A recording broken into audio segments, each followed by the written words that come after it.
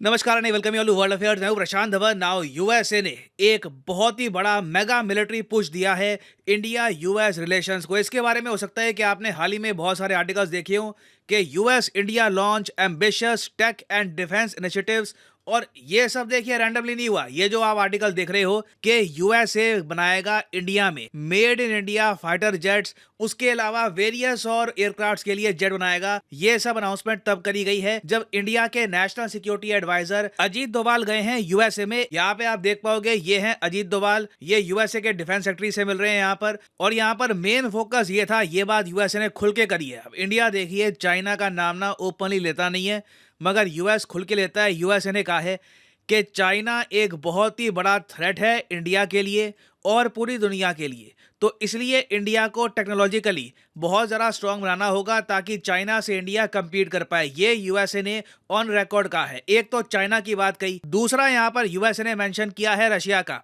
USA का मानना यह है कि अगर इंडिया को प्रॉपरली एक एलाई बनाना है, अगेन एलाई एक ऐसा वर्ड है जो हम लोग यूज करते नहीं है, बस यूएस यूज करता है। इसका मतलब होता है प्रॉपर मित्र मुल्क देश। तो उसके लिए रशिया पर भारत की जो डिपेंडेंस है ये भी यूएसए को खत्म करनी होगी। तो यूएसए के पर्सपेक्टिव से जो इन्होंने रिसेंटली इनिशिएटिव लॉन्च किया है, ये ना सिर्फ चाइना, ये रशिया के अगेंस्ट भी है। अब आप यहाँ पर कहोगे कि इस स्टेप का नाम क्या है जो इंडिया और यूएस ने लिया है। देखिए इस स्टेप का नाम है the initiative on critical and emerging technologies ICET। Now ये इनिशिएटिव ओपन किया जाएगा। इसके बारे में यूएस और इंडिया ने बातचीत कर ली थी आखिरी क्वाड समिट में, जो कहाँ पे हुआ था, जापान में। वहां पर जो बाइडेन और पीएम मोदी ने डिसाइड किया कि इंपॉर्टेंट यूएस टेक्नोलॉजीज का इंडिया में धीरे धीरे ट्रांसफर अब हम स्टार्ट कर देंगे। ये आप कह लीजिए एक पुश है बाकी इनिशिएटिव्स को। और इसको लेकर व्हाइट हाउस ने पूरी एक फैक्ट शीट जारी करी है। इसमें ना एक सबसे इंपॉर्टेंट पार्ट जिस पर बहुत से आर्टिकल पब्लिश हुए हैं, यूनाइटेड स्टेट्स ने ना एक एप्लीकेशन रिसीव करी है। आपने जनरल इलेक्ट्रिक का नाम सुना होगा, बहुत ही बड़ी कंपनी है यूएसए में। ये लोग फाइटर जेट के इंजन, उसके अलावा वेरियस और इक्विपमेंट बनाते हैं। इन्होंने कहा है कि ये लोग इंडिया में जॉइंटली जेट इंजन प्रोड्यूस करना चाहते हैं। व्हाइट हाउस में ये एप्लीकेशन है, जैसे ही अप्रूवल मिल जाएगा, जो मिल ही जाएगा, बस कुछ ही टाइम की बात है, इनको अप्रूवल मिल जाएगा। उसके बाद जनरल इलेक्ट्रिक इंडिया में जेट इंजन बनाना स्टार्ट कर देगा एक इंडियन कंपनी के साथ। और एक बहुत ही फेमस कोट है जेट इंजन से रिलेटेड। एक अमेरिकन इनोवेटर ने एक बार कहा था कि दुनिया में आपको कई देश मिलेंगे जो एक बार को न्यूक्लियर बॉम्ब बनाना सीख गए हैं, मगर एक जेट इंजन कैसे बनाया जाता है, इसकी टेक्नोलॉजी क्या है, ये आज तक ये समझ नहीं पाए। और रियलिटी भी ये है, शायद मैनकाइंड में सबसे ज़्यादा जो पीक है ना टेक्नोलॉजी की, वो है एक jet engine.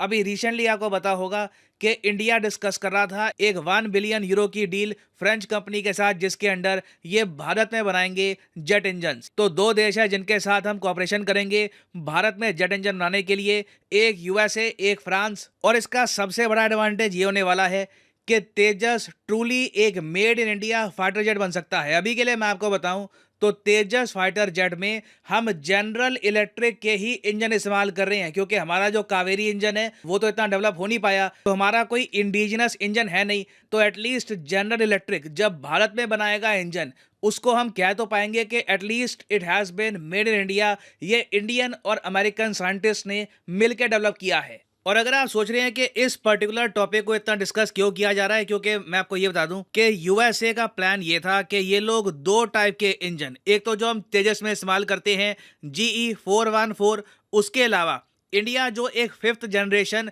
Indian made fighter jet तैयार कर रहा है AMCA के नाम से, दोनों के लिए जेट इंजन तैयार करेगा भारत में। मगर उस वक्त क्या हुआ था कि यूएसए की लेजिस्लेशन ने ये ट्रांसफर ऑफ टेक्नोलॉजी को ब्लॉक कर दिया था, ये कहकर के इंडिया को ये टेक्नोलॉजी दे नहीं सकते। तो ये सब जो रुकावटें हैं ना, इसको पार करने के लिए अलग से ये मैकेनिज्म बनाया गया, initiative on critical and emerging technology ICET। और ICET की जो पहली मीटिंग हुई है उसी में ये ब्रेक थ्रू निकल के आया है कि बिल्कुल फाइटर जेट तो इंडिया और यूएस मिलके बनाएंगे।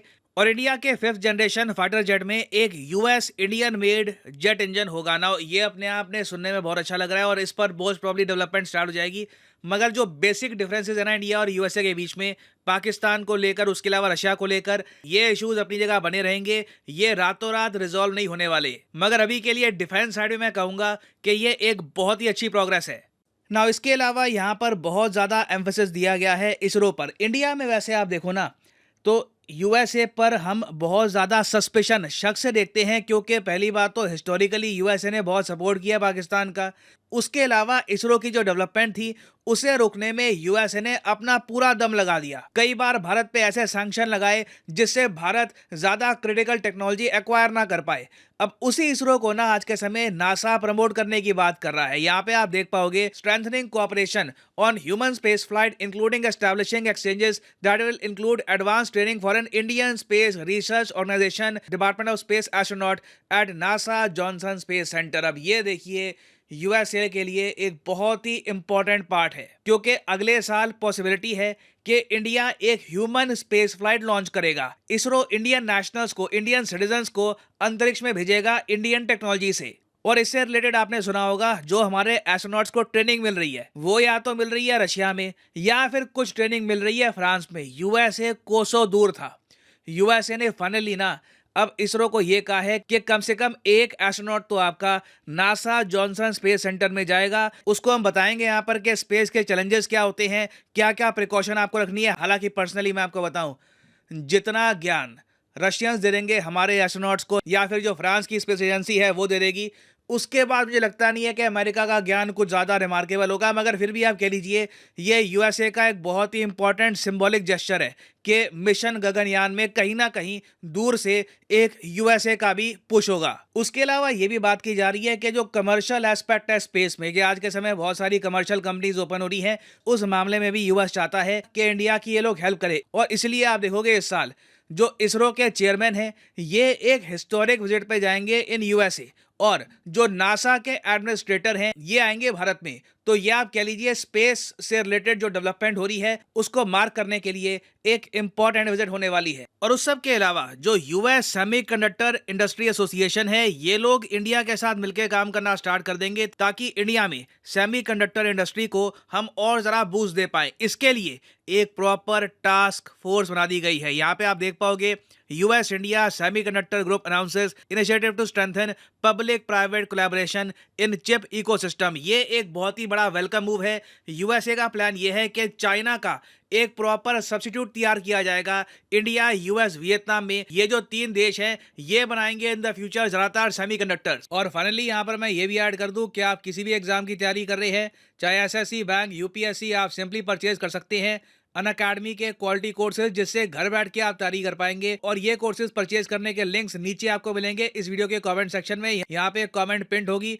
फॉर एग्जांपल आपको परचेज करना है यूपीएससी का कोर्स, तो यूपीएससी के लिंक पर जाइए और यहाँ पे आप परचेज कर पाएंगे अनअकैडमी का यूपीएससी कोर्स, जिससे प्रीलिम्स और मेंस जो है आपका ये प्रॉपरली कवर हो जाएगा।